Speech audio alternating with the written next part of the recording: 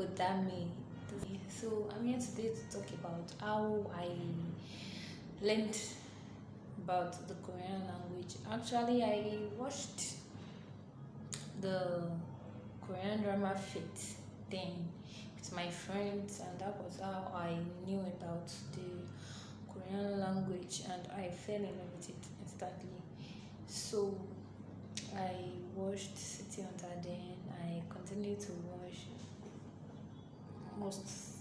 Then I started watching dramas, and I was really interested in the language. The first word I learned then was Sarangi, and that was I love you, and Miande, that's I'm sorry. So that was the two words I knew then. I was only interested in the language, in the dramas and the OSTs. But as years rolled by and I wanted to communicate with my friends, I met more friends online, and I was meeting new people from even friends from Korea.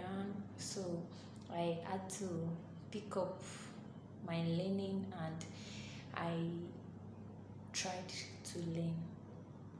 But then I didn't know the way to learn because I just felt okay. Let me be taking note of the things I watch, the way they pronounce it, and maybe if I watch and listen to many songs, then I'll be able to learn well. But I found that that was not exactly the way to learn the language. It was I could only pick up phrases and words, but I could not make sentences. But when I was getting interested in the language, I picked up my book, I penned them down in the way I could pronounce, and after a while, I felt like I should get books. So I asked my friends that are learning the language to share me the PDFs about the language, and that was how I started.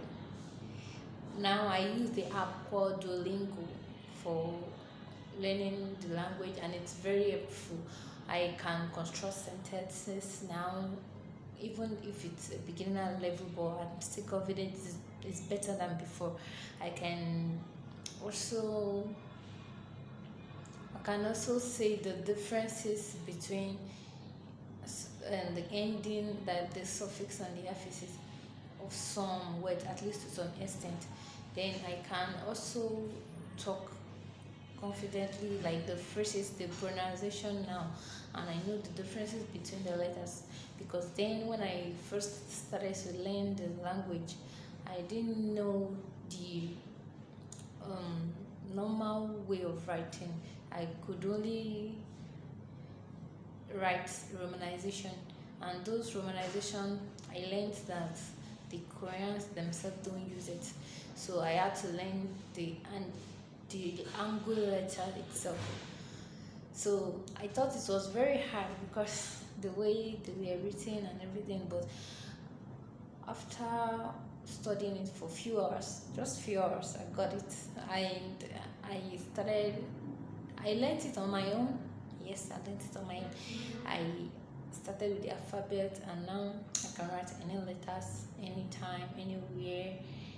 And I'm still working on my handwriting because it's kind of not too good, but now I can write it very well, and I can write most words I know in Angle. I chat with some of my friends too in Angle.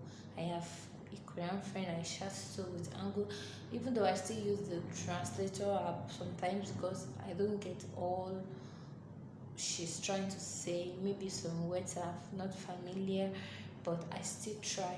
And if someone is talking, now I can even watch the movies without subtitle, and I will still get what it's all about, what they're saying, and everything. The only thing I might not get is the words I've never heard before, or they are not familiar, and with the sentence is being used on, I can still get what they are trying to say. So my way of learning is taking notes. I write on my jotter, I write on my notes, and I try saying a phrase a day. Like now, trip or if I trip or something happen unexpectedly, I don't say "oh my God" or something like that in English anymore. Before you know, just say "kapcha."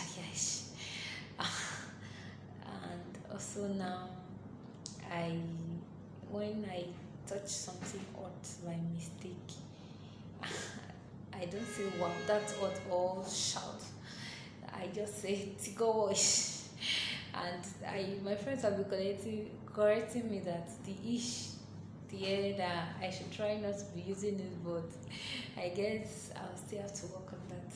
So I learn by apps and I learn by the drama. I try watching some dramas without subtitle, some movies, and I also learn through chatting with my friends, because one thing about languages is you need to work constantly on it. You need to learn at least daily. You need to do something. You need to say something daily. You need to write something daily, and you need to pick new words daily. So in my room, I have stickers of new words that I say and learn. Like yesterday, I learned about plate. That's jobshi. I learned about potato, that's gamja. So I constantly point, if I get to my kitchen, I'll point to plate, I'm like jobshi, then point to potato, I'm like gamja. So by this I won't forget. That's my tips on learning the Korean language.